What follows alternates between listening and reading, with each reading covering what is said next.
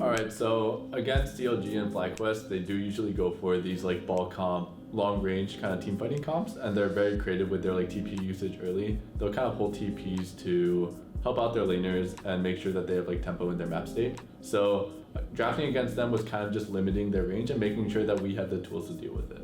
And so as you can see in the Gauntlet matches, we did draft ourselves ample ways to just make sure that we can close out the game, even if it goes to like 45, 50 minutes, where those long range carries are going to be the most effective. And then TSM, they're kind of a mixed bag, they kind of do both.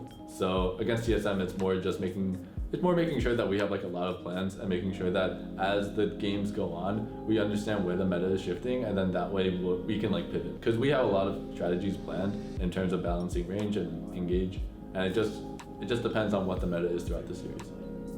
Yeah, so draft starts with our preparation, and it's myself, Thomas, and Nasser, who's our head analyst and head scout, and we really do exhaustive preparation for all these teams. Gauntlet was a bit trickier because you play back to back to back, so you don't have a ton of time to adapt mid-series, so we had to prep all three teams right off the bat so we can go into each draft meeting sequentially and be prepared.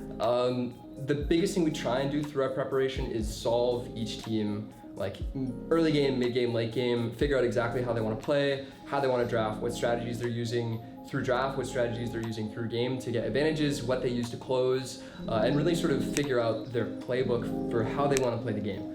And once we have that down, we compare it to ours. We determine, the strength of our team, the strength of our players, what we do well, and what the strengths of our opposition is and what they're looking to do against us, and sort of see where stylistically there's mismatches, where we can punish them, where we might be punished ourselves. So a lot of the strategies that Thomas is talking about starts with the preparation, and we make sure it's exhaustive. Hours and hours each night. This past 2 weeks, spending 4 hours a night on top of our full workload to make sure that everything is perfect.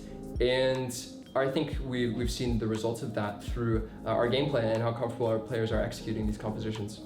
Yeah, a lot of it comes down to also our players' complete trust in us, because they can, honestly, everyone can argue draft to each other for hours and hours and hours, but they're like, it's okay, our coaches got this. They go home, they get to relax and like prepare mentally for the next day, and then they trust that when we come in the next day, we'll give them a few options that we know are good, and then as a team, we're just going to be confident on stage.